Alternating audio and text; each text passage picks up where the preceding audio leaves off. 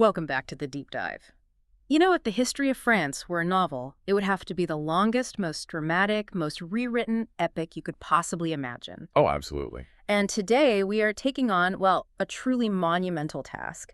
We're going to try and chart a complete, detailed, chronological history of France. All of it. All of it. We're talking about starting in prehistory, running right through fragmented kingdoms, these absolutist empires, violent revolutions, and landing all the way in the complex political and public health realities of 2025. It's a massive undertaking, and it really speaks to the complexity of what it even means to be French.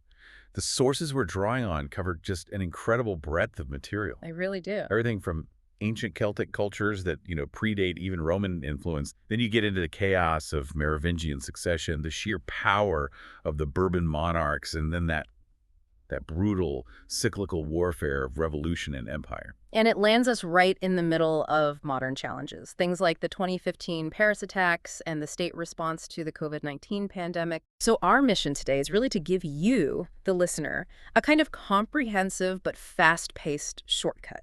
We want to extract and synthesize the most essential, the highest impact moments that really define what France is today. And we're structuring this strictly chronologically. Yes. Because you have to see how this powerful nation-state was forged over millennia.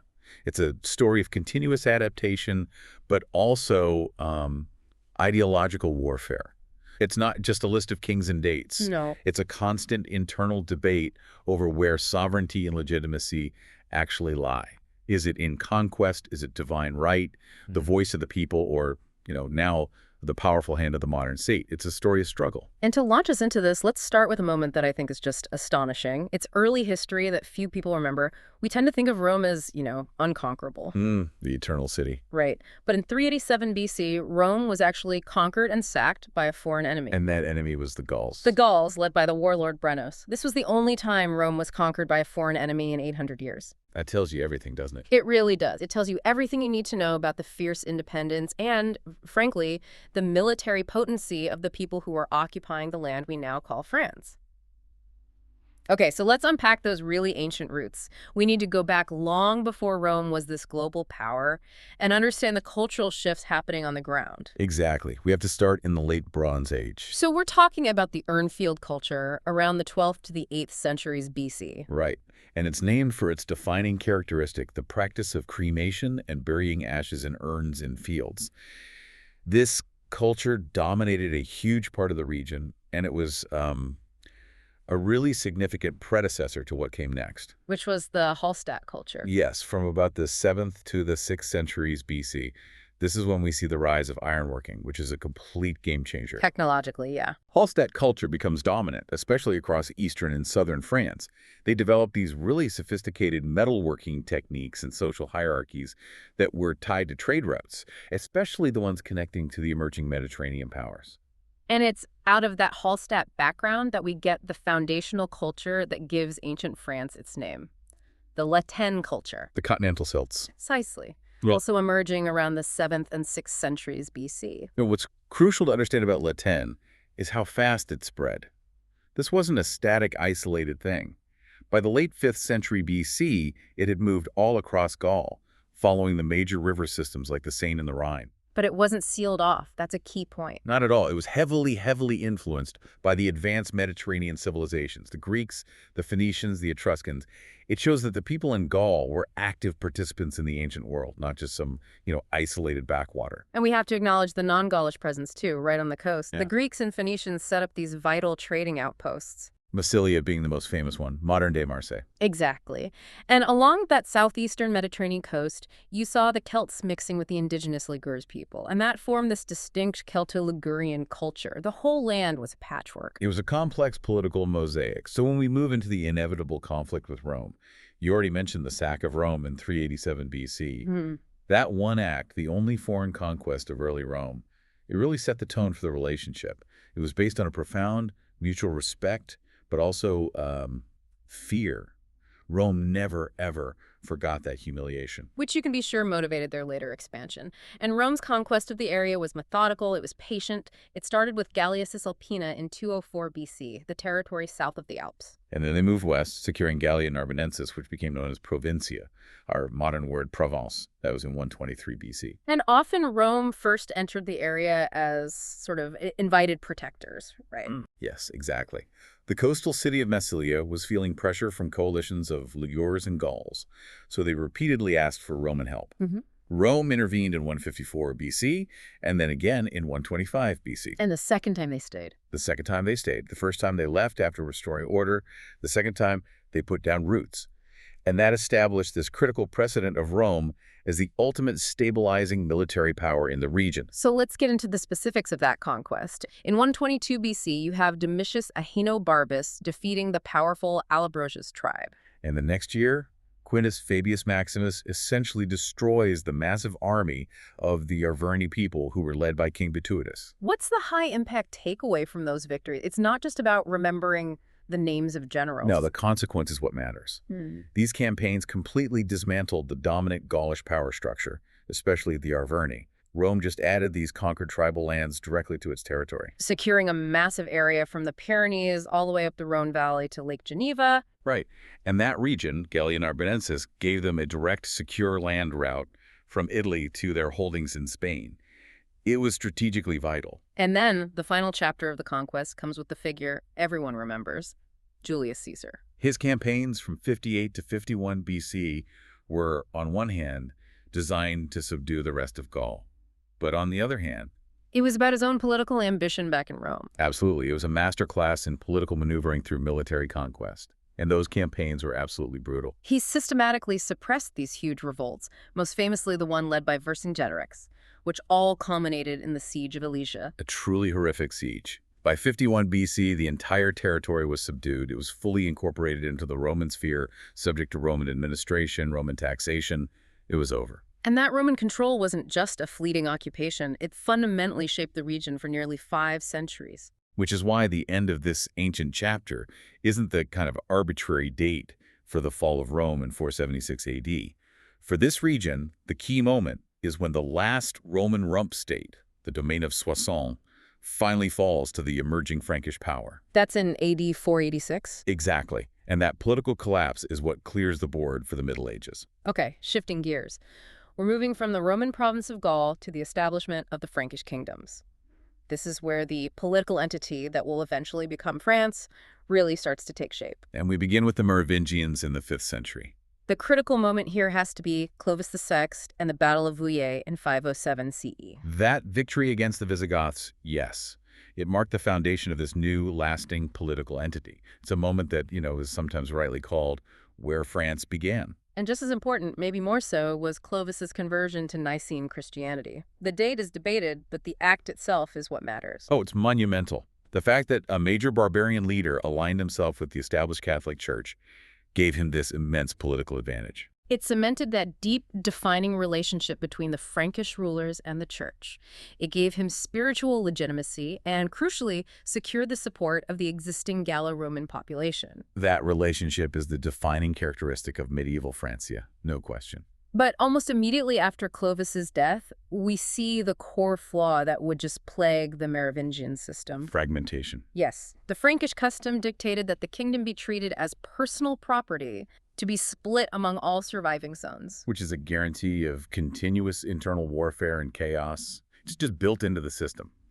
Clothar managed to temporarily reunify the kingdom in 558. But the moment he died in 561, it immediately fragmented again among his 4 sons. And the decades that followed were just marked by constant civil strife, assassinations, territorial maneuvering. It was an inherently deeply unstable system. You even see these desperate political maneuvers to secure succession, like King Sigebert III being convinced by a man named Grimald to adopt his son. Only for Sigebert to then go and have his own legitimate heir, Dagobert II. The instability was just ripe for exploitation. And this internal weakness is what paved the way for this really unusual political development. Yeah. The rise of the mayor of the palace, the mayor domo. The Merovingian monarchs gradually lost all functional power. They became the roi fainéants. The do-nothing kings. A perfect name for them. And the power officially started shifting under Dagobert I, whose reign ended in 629. He made the absolutely crucial decision to make the office of mayor of the palace a hereditary position held for life. It's political self-sabotage. You're essentially handing over the executive branch of government to a rival dynasty in perpetuity. And this is where the Carolingian dynasty begins its rise to power.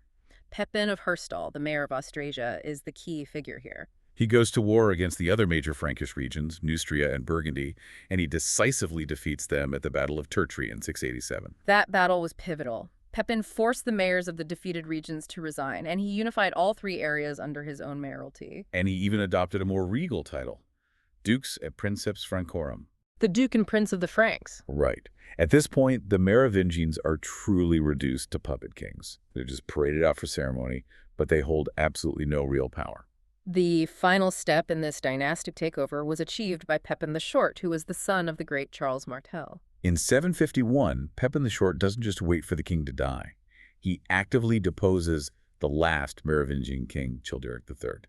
And crucially, he does this with the explicit support of Pope Zacharias. That transition was seismic. It was absolutely seismic because it transformed the very nature of kingship in Western Europe.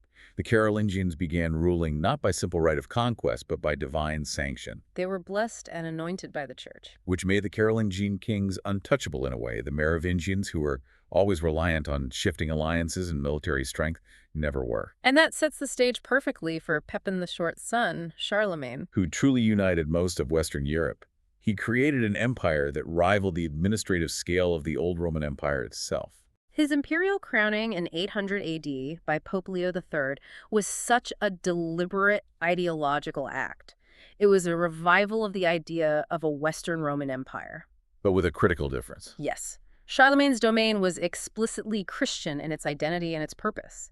It established the model for pretty much all subsequent European monarchies. His reach was just immense.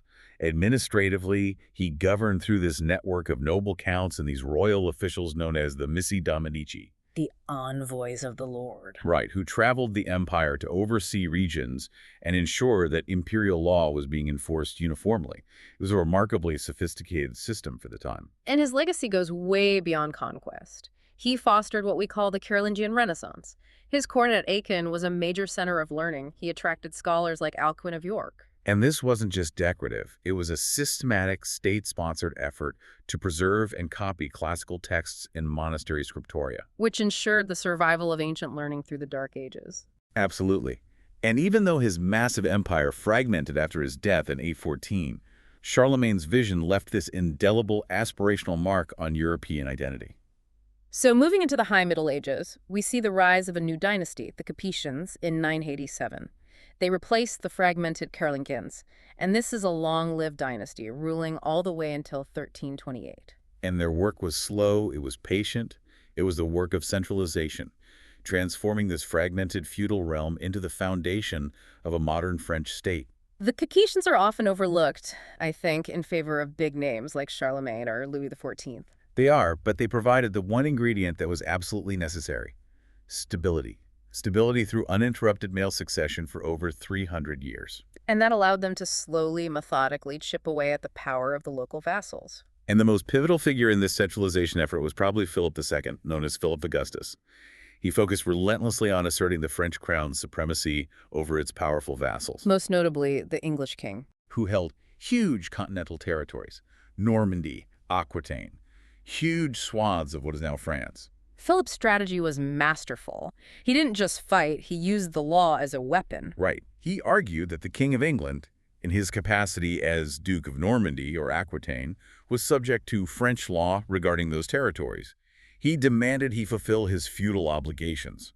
And King John's repeated refusal to appear before the French royal court gave Philip the legal ammunition he needed to declare the English fiefs forfeit, which legally justified his subsequent conquests. It was brilliant. The fall of Chateau Gaillard, Richard the Lionheart's great fortress, to Philip's forces between 1203 and 1204, that became the definitive symbolic victory. It cemented French triumph and drove the English out of northern France for good. It was a huge moment. But this military dominance wasn't their only focus. Capetian rule also fostered a kind of cultural power, which really enhanced their prestige. Winning wars abroad allowed them to invest heavily at home.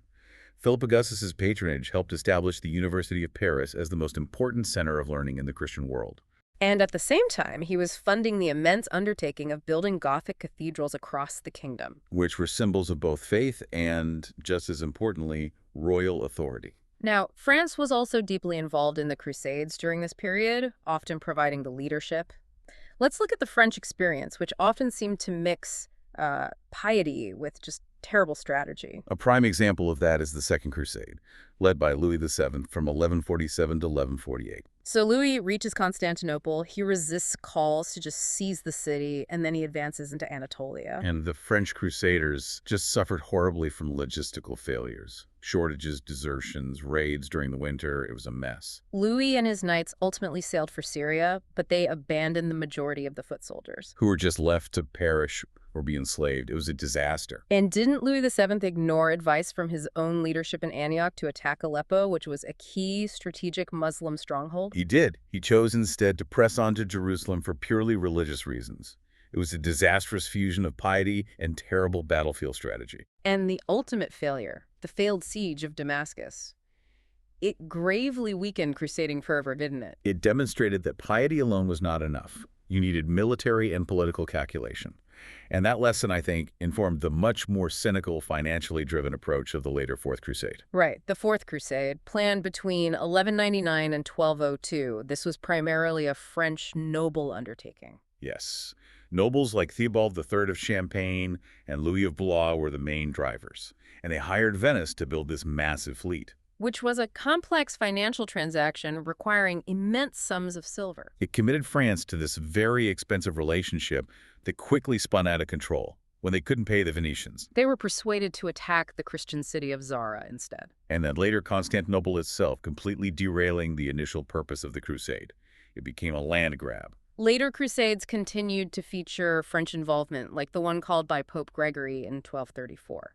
And interestingly, a lot of French nobles, including Theobald IV of Champagne, took the cross mainly to gain church protection after they had rebelled against the king's regent, Blanche of Castile.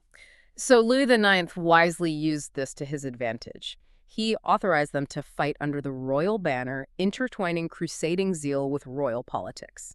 It was a way to secure feudal loyalties. Very clever. And of course, Louis IX himself, St. Louis, dedicated himself completely to crusading. He led the 7th and 8th Crusades, both of which are recorded as complete failures for the French king. He died of disease in 1270 during the 8th Crusade.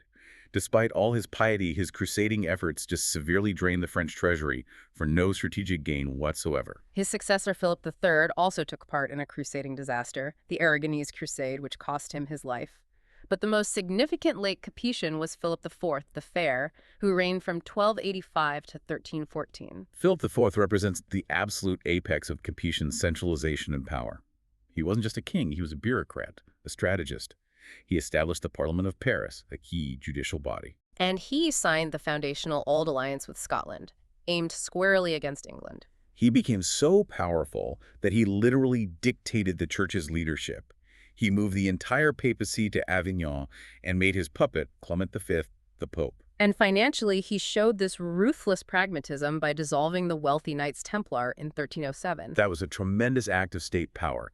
He had them all arrested on these trumped-up charges of heresy and just seized all their property across France. It immediately filled the royal treasury and, maybe more importantly, eliminated a powerful, quasi-independent financial and political rival operating within his borders. Absolutely. Yet, despite all this strength, the Capetian line ended in what's known as the tragedy of the Cursed Kings. Philip V's 3 sons all reigned in quick succession, and all of them died without male heirs. So the death of Charles V in 1328 ended the direct Capetian line after over 300 years of stability. And this dynastic failure immediately plunged the kingdom into crisis. The crown passed to a cousin, Philip of Valois, but his claim was violently contested by the English King Edward III. Who claimed the throne through his mother, Philip the Fair's daughter. Exactly. And that succession dispute, combined with territorial rivalries over Flanders and the Duchy of Aquitaine, is what ignited the devastating 100 Years' War. And the early years were just defined by crushing French defeats at Crécy in 1346 and Poitiers in 1356. Where King John II himself was captured and taken prisoner to London. A huge humiliation. And as if military collapse and massive financial losses weren't enough, The mid-14th century saw the arrival of the Black Death. Which just added another layer of unimaginable demographic and economic chaos, devastating the peasantry and further fracturing a kingdom that was already on the brink of collapse. Okay, moving into the early modern period. The 16th century brings the eventual rise of the House of Bourbon, but only after 4 decades of just brutal civil conflict. The French Wars of Religion. But first, the Valois line becomes extinct in 1589, and Henry of Navarre, who is the senior representative of the Capetian dynasty, succeeds as Henry IV. And in doing so, he unites the Kingdom of Navarre, the portion north of the Pyrenees, with France. But his reign begins right at the tail end of these devastating wars of religion, which lasted from 1562 to 1598. This was French Catholics against the Protestants, the Huguenots. This conflict was just an internal bleeding wound for France. It's estimated to have caused between 2 and 4 million deaths. It profoundly damaged the monarchy's power and state finances. And the notorious St. Bartholomew's Day massacre in 1572, where thousands of Huguenots were murdered in Paris and other cities, stands as this horrific symbol of the division. A truly dark moment. Henry IV finally brings the conflict to a close by converting to Catholicism, famously noting that Paris is worth a mass, and then he issues the Edict of Nantes in 1598. And that edict granted substantial rights and freedoms to the Huguenots. It was an attempt at a very difficult religious compromise. But Catholic discontent remained, didn't it? It fueled his assassination in 1610. It did, and under his son Louis XIII, the monarchy really began its push toward absolutism, and this was driven by his chief minister, Cardinal Richelieu. Richelieu's focus was ruthless. He wanted to strengthen the state, impose centralized order, eliminate internal dissent, and above all, collect taxes efficiently. Why? To fund a massive professional army. And this need for military funds was tied directly to raising France's international standing, especially with the ongoing 30 Years' War raging in Germany from 1618. Right. Richelieu was determined to prevent the strengthening of the rival Habsburg dynasty in Spain. France was neutral at first, but Richelieu gradually drew the kingdom into the conflict, showing this profound pragmatism by even subsidizing the Protestant enemies of Catholic Spain. A policy that enraged many devout French Catholics. This political tension led to what's known as the Day of Dupes on November 10th, 1630. Where Richelieu temporarily lost favor. He did, but Louis XIII ultimately reaffirmed the cardinal's power, and in doing so, he cemented the principle that state interest, raison d'etat, trumped religious affiliation. Richelieu was also the driving force behind a crucial cultural institution, l'Académie Française. Founded in 1634, it focused on the French language, and it became the first private intellectual academy to fall under direct government control. So this is the start of state influence over culture and standardization. Exactly. And following Louis XIII came Louis XIV, the Sun King, whose 72-year reign until 1715 would come to define absolute monarchy in Europe. His famous declaration, "I am the state, l'État, c'est moi," it perfectly encapsulates his determination to centralize all power. He wanted to control the military, the judiciary, the economy, directly from the crown. And he systematically sidelined the aristocracy. His greatest achievement in political control wasn't a battle, it was the Palace of Versailles. It's magnificent, of course, but it was fundamentally a political tool. Oh, entirely. It required powerful regional nobles to abandon their power bases and live in cripplingly expensive constant attendance at court. He turned them into glorified courtiers, forced to fight over trivial honors like who got to hand the king his shirt in the morning. It completely neutralized them as a political threat. And we shouldn't forget the ironic outcome of this forced attendance, the overcrowding and notoriously unsanitary conditions. Where thousands of people lived and, well, relieved themselves without modern plumbing. It created such a filth and stench that it spurred the rapid advance of the French perfume industry. Which was needed simply to mask the reality of court life. But despite all the magnificence, Louis XIV's foreign policy was cripplingly expensive. He fought 3 major continental conflicts. The Franco-Dutch War, the 9 Years' War, and the War of the Spanish Succession.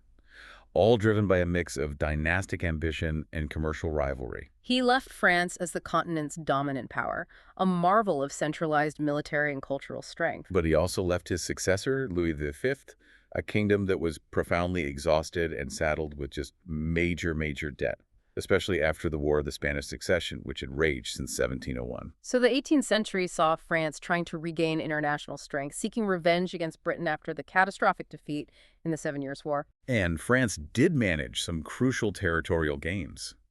They annexed Lorraine in 1766 and purchased Corsica from Genoa in 1767. Which, as we know, will be a key piece of the future narrative. A very key piece. The ultimate act of revenge against Britain was the alliance with the Americans in the American Revolution, starting in 1778. French naval support, especially Admiral de Grasse's victory at Chesapeake Bay, and the land forces under Rochambeau and Lafayette at Yorktown were absolutely instrumental in securing U.S. independence. But the cost of that victory for the French crown was catastrophic. It was. France secured U.S. independence but finished the war with huge unserviceable debts and only gained the minor island of Tobago. So the monarchy had financed foreign liberty at the expense of its own solvency. And in doing so, set the stage for its own domestic financial and political collapse. And that collapse was, well, it feels inevitable in hindsight. The transition from the Sun King's legacy of opulence to the terror of the French Revolution is the most dramatic shift in modern political history. It really is. So let's delve into the deep causes that led to 1789. The fundamental cause was chronic financial insolvency. The crown's spending was monumental, and it was compounded by these incredibly costly wars, especially the American Revolution. By the 1780s, debt service alone was consuming over half of the state's entire revenue. And the tax system was completely incapable of generating the revenue needed. It was described as fundamentally broken because of all the exemptions enjoyed by the nobility and the clergy. And while the economic issues were paramount, the monarchy was also collapsing morally, wasn't it? The philosophers of the Enlightenment, Voltaire, Rousseau, Montesquieu, they were fiercely criticizing the entire social order. They were promoting natural rights, rational reform, and with literacy increasing rapidly and cheap printing, these radical anti-absolutist ideas spread like wildfire across the continent. It provided the Third Estate with the intellectual ammunition they needed to challenge an established order whose divine right now seemed arbitrary and irrational. And the monarchy itself was just ill-equipped to handle this crisis. Louis VI was not malicious. He was indecisive. He was open to tax reform. He wanted to avoid bloodshed. But that weakness was the worst possible trait when you're facing an existential threat. And his Austrian wife, Marie Antoinette, became the living symbol of the monarchy's utter disconnect from the realities of the common people. You know, few things highlighted this gap more than the reports, however exaggerated, that she required a personal chocolate chef in her retinue when she arrived at court. It's that kind of extravagance, even if it's minor, that fueled these wild, unsubstantiated rumors about her infidelities that circulated widely. It just diminished the moral standing of the royals when they desperately needed public faith. So, with the debt crisis reaching a breaking point, Louis VI was forced to call the Estates General for the first time in over a century in 1789. And this was the point of no return. Traditionally, the Estates General voted by House, which guaranteed the privileged classes could always outvote the commoners 2-1. But the Third Estate, representing 98% of the population, demanded voting by head. An argument energized by Sieyès' pamphlet, What is the Third Estate? A truly revolutionary document. When the king tried to reassert control by locking them out of their meeting place at Versailles on June 20th, 1789, the deputies just moved to the royal tennis court. And there they swore the famous tennis court oath, vowing not to disband until they had provided France with a written constitution. This was the first explicit public challenge to the king's absolute authority. And within a week, the king capitulated. He ordered the remaining clergy and nobility to join the newly self-declared National Assembly. But the political agitation, coupled with devastating food shortages and skyrocketing bread prices, just boiled over in Paris. And on July 14, 1789, a crowd seeking weapons and gunpowder stormed the medieval fortress of the Bastille. It held very few inmates at the time, but its capture was this powerful, symbolic victory against royal tyranny. It marked the formal end of the absolute monarchy's unquestioned authority. The revolution then quickly moved to dismantle the old order legally. In August, the National Assembly passed the August Decrees, which abolished tithes and noble privileges. Then in November, they confiscated all church property, and the church owned around 6% of all French land. The value of this vast property was used to back a new paper currency, the assignats. That move was politically and financially devastating. It was intended to stabilize the economy, but the massive overprinting of the assignats quickly led to catastrophic, uncontrolled inflation. It destabilized the revolutionary economy itself. And this financial maneuver led directly to the disastrous civil constitution of the clergy in July 1790. This law essentially dared the priests to rebel. It tried to make them state employees, require them to swear loyalty to the Constitution, and fix their pay. And only 24% of the clergy complied. It generated widespread popular resistance in traditionally Catholic regions like the Vendée, Brittany, and Normandy. As the revolution radicalized, the split deepened between moderate factions like the Girondins and the radical Montagnards, led by figures like Maximilien Robespierre. Which ultimately led to the horrifying Reign of Terror between 1793 and 1794. The legal framework for this bloodshed was just chilling. The Law of 22 Prairial, passed on June 10, 1794, denied enemies of the people the right to a defense. Executions in Paris peaked at 26 per day. The revolution, famously, began to devour its own children, justifying mass murder in the name of political purification. And the terror ended abruptly with the Thermidorian reaction in July 1794. Fearing Robespierre had become a dictator and that their own lives were at risk, a coalition turned against him. He and his allies were executed without trial the following day, which abruptly ended the radical Jacobin dominance. This instability led to the Directory, which eventually collapsed due to corruption and military dependence, paving the way for the ultimate revolutionary figure, Napoleon Bonaparte, who seized control via a coup d'etat in 1799, declaring himself first consul of the French Republic. And Napoleon's rule immediately initiated a system of global modernization that remains his legacy. He transformed Paris, launching huge construction projects like the wide rectilinear Rue de Rivoli and the ambitious Canal de l'Ourcq, designed to be 67 miles long, an immense engineering project, starting in 1802. Politically, he aimed for stability and reconciliation. He concluded the Concordat of 1801 with Pope Pius VII, establishing peaceful relations with the Church and reversing many revolutionary policies. But he made sure the Church did not regain its valuable confiscated lands. Then, in 1804, Napoleon crowned himself emperor, founding the First French Empire. His rule, though autocratic, was often considered more advanced than the traditional monarchies of Europe. Right, establishing legal equality for men and a centralized state structure encapsulated in the Napoleonic Code. His military might was encapsulated in La Grande Armée. He achieved a resounding victory at Ulm, capturing an entire Austrian army. And decisively defeated the Austrians and Russians at Austerlitz in 1805. A masterpiece of strategy that led directly to the dissolution of the ancient Holy Roman Empire. But his ambition eventually exceeded his strategic resources. His occupation of the Iberian Peninsula after installing his brother Joseph as King of Spain proved disastrous. The Spanish and Portuguese forces used brutal and effective guerrilla tactics, leading to a French defeat at Belen and the evacuation of Portugal. France could only really hold on to Catalonia and Navarre. The ultimate strategic and environmental disaster came in 1812, the Russian campaign. Russia's violation of the continental system prompted Napoleon to launch this massive invasion. The losses were just staggering. The Russians employed a scorched earth strategy, denying French logistics, culminating in the burning of Moscow. Napoleon waited 5 critical weeks, hoping the Tsar would negotiate. And he never replied. The subsequent retreat became a nightmare as temperatures plummeted to minus 30 degrees Celsius. The sheer loss of life, with French losses at Borodino alone around 30,000, was a catastrophe that signaled the empire's vulnerability. Encouraged by this failure, the Sixth Coalition decisively defeated Napoleon at Leipzig in October 1813. Coalition troops captured Paris, forcing his first abdication in April 1814. And he was exiled to the island of Elba. But the story wasn't quite over. He escaped from Elba in March 1815. Commencing the 100 Days, he was greeted with mass enthusiasm. The very soldiers sent to intercept him joined him on his march to Paris, an astonishing display of personal charisma and loyalty. But the Allies refused to negotiate. The Seventh Coalition quickly formed, and Napoleon was completely defeated by the combined British and Prussian forces at Waterloo. He was exiled again, this time to the remote island of St. Helena, where he died in 1821, finally ending this incredible era of French Empire and Revolution.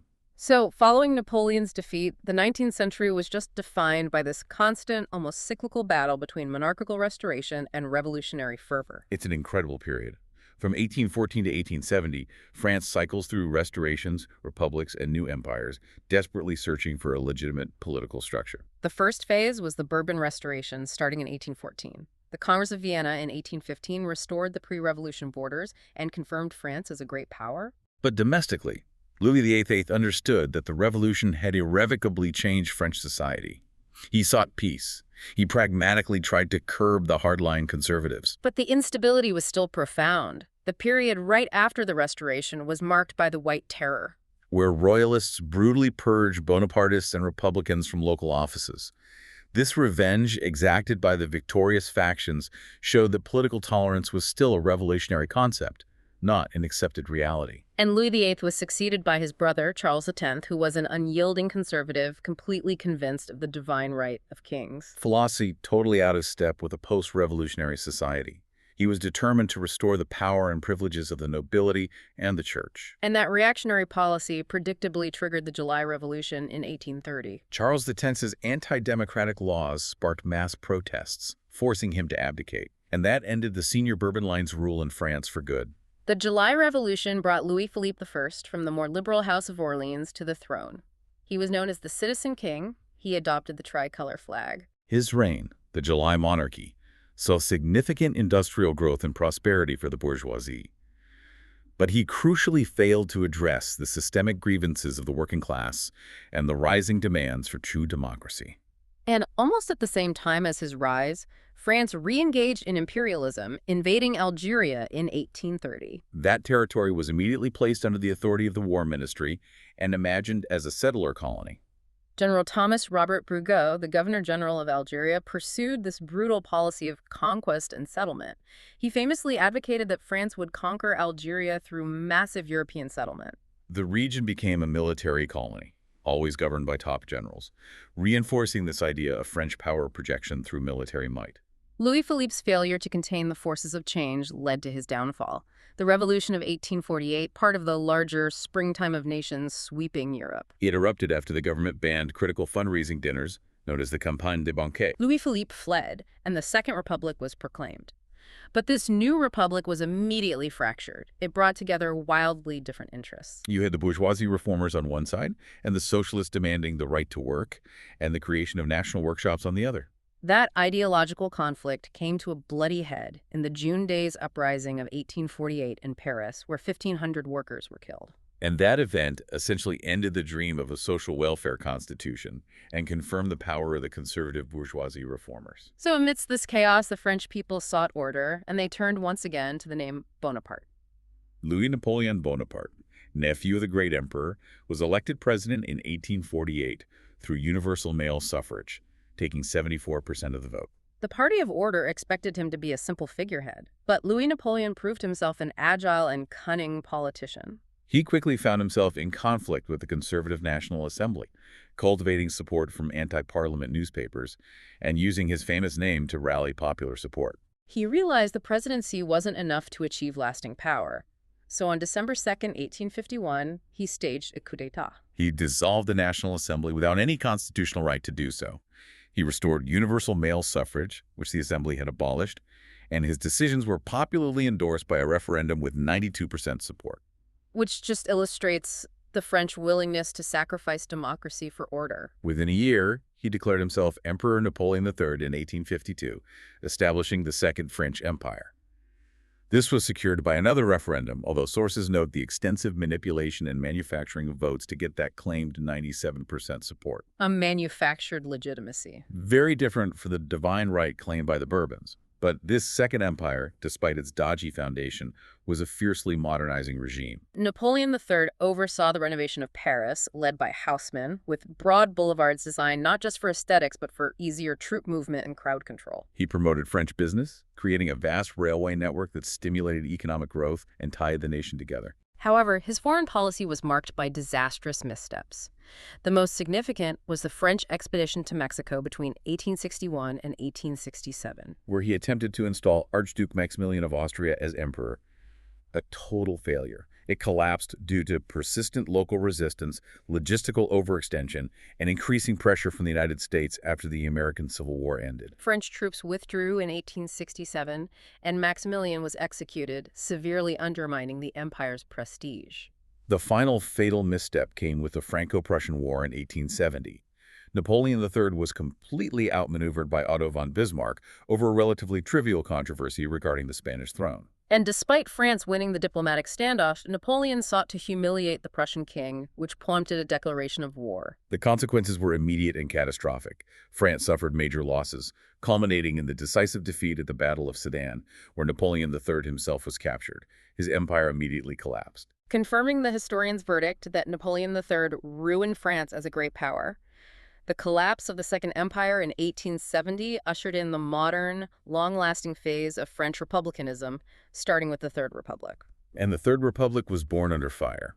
Republican forces quickly took control of Paris, but the internal chaos of defeat immediately led to the Paris Commune of 1871. Parisian radicals, rejecting the new Republican government's decision to make peace and disarm the city, declared an independent commune. This led to a 3-month-long civil war against the French state.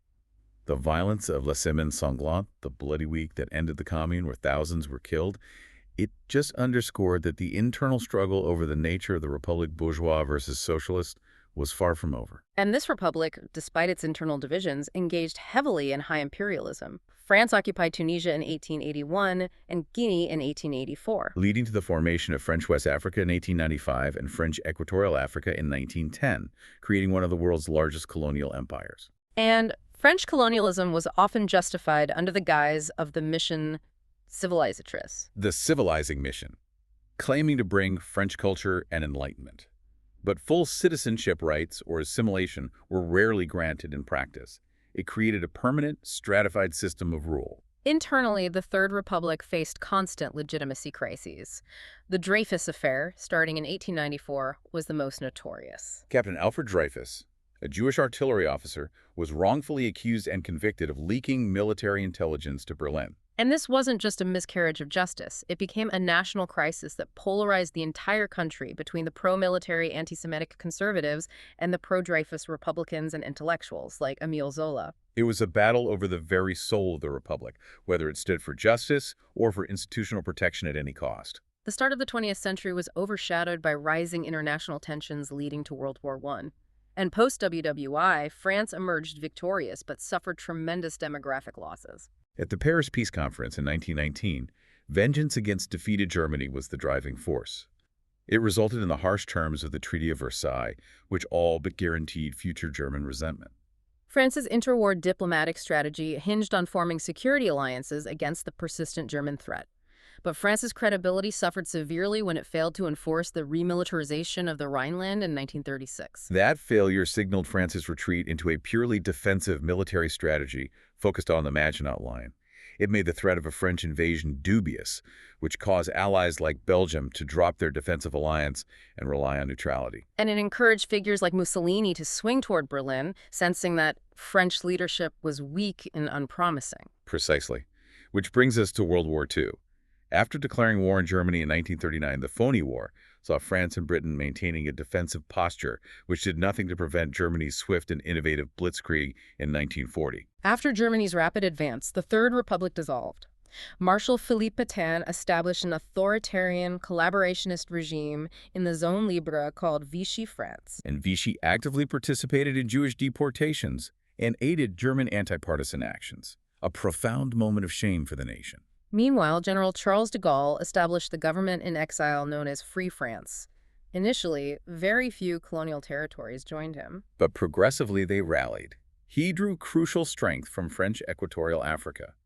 Félix Éboué, the governor of French Chad, pledged allegiance in August 1940, which provided de Gaulle with vital legitimacy. In July 1942, Free France was renamed Fighting France, France Combattante, to highlight the dual struggle. The external war and the internal resistance within occupied France. Liberation came in 1944 via massive Allied efforts. Paris was liberated on August 25, 1944, a key moment secured only because the German military governor, Dietrich von Choltitz, famously ignored Hitler's order to destroy the city. He fought to the last man but spared the infrastructure. Following liberation, the provisional government of the French Republic, led by de Gaulle, guided France until the new constitution established the Fourth Republic in 1946. The Fourth Republic saw immense economic recovery, aided by the Marshall Plan, and achieved the Franco-German rapprochement that was foundational to the European Union. But politically, it was incredibly unstable. It cycled through 21 administrations in just 12 years, a return to the old parliamentary chaos. And this systemic instability made the government incapable of handling the crisis of decolonization. Prime Minister Pierre Mendès France secured French withdrawal from Indochina in 1954 and began tentative discussions for independence in Tunisia and Morocco. But the core issue of Algeria remained explosive. And the end of the Fourth Republic was directly triggered by the Algerian crisis of 1958, where French army units and settlers in Algiers effectively staged a military seizure of power, opposing any concessions to Arab nationalists. This crisis of sovereignty brought Charles de Gaulle back from retirement. He was tasked with resolving the crisis and preventing civil war. He founded the Fifth Republic, instituting a new constitution with a significantly strengthened presidency, placing power above the constantly squabbling parliament. De Gaulle was elected president and eventually granted independence to Algeria in 1962, effectively ending France's centuries-long colonial empire. A decision that deeply angered the French settlers, the Pied Noirs, and elements of the military who had supported his return to power, leading to assassination attempts. The Fifth Republic was built on this profound political trauma. And now we enter the contemporary era, looking at France's global status and its internal challenges from the late 20th century right up to 2025. Economically, France remains a powerhouse. It does. France operates a robust social market economy, consistently ranking among the 10 largest globally. As of 2025, it's the world's 9th largest by purchasing power parity. And you see its continued financial dominance reflected in the sprawling business district of La Défense, which in 2017 was ranked as the leading central business district in continental Europe. But despite this fundamental strength, France was certainly impacted by global crises. During the Great Recession starting in 2008, France's statistical body, NNAC, predicted a significant mitigant 2.9% setback in growth and a jump in the jobless rate to 8.8% by mid-2009. And while France avoided the deep recession of some neighbors initially, the economy still faced severe contraction and strain. This strain exacerbated a political instability that's rooted in the social model. Massive general strikes paralyzed France in November and December of 1995, triggered by protests against the Juppé plan of free market reforms. And those strikes, led primarily by public sector workers, are seen as a pivotal turning point in the modern French social movement. They reinforced the power of organized labor to reject government austerity. And that political volatility continues right into the present day. I mean, consider the period leading up to September 2025. Prime Minister François Bayrou was defeated after 364 out of 573 lawmakers voted against his government. And that followed his attempt to force through an unpopular plan to tame the ballooning budget deficit. It's an illustration of how the Fifth Republic system, designed to empower the president, can lead to severe political gridlock when the government, relying on Article 49.3 to bypass parliamentary votes, then loses a subsequent motion of no confidence. Bayrou's warning that getting rid of him wouldn't resolve France's underlying structural problems. That really speaks to this profound constitutional tension. Moving to security, the country suffered profoundly from modern terrorism, most notably the devastating November 2015 Paris attacks. On Friday, November 13, 2015, these multi-site attacks resulted in 130 deaths.